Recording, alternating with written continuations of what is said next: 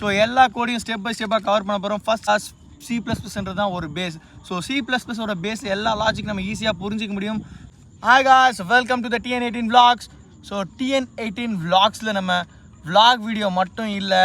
So இன்னையிலேருந்து நம்ம என்ன பிளேலிஸ்ட் க்ரியேட் பண்ண போகிறோம் அப்படின்னு பார்த்தீங்கன்னா 3 minute கோட் அப்படின்னு சொல்லி ஒரு பிளேலிஸ்ட் க்ரியேட் பண்ண போகிறோம். இந்த கோடில் நம்ம என்ன கற்றுக்க போகிறோம் அப்படின்னு பார்த்தீங்கன்னா எல்லா விதமான கோடையும் நம்ம ஃப்ரம் த பேசிக்லேருந்து கற்றுக்க போகிறோம்.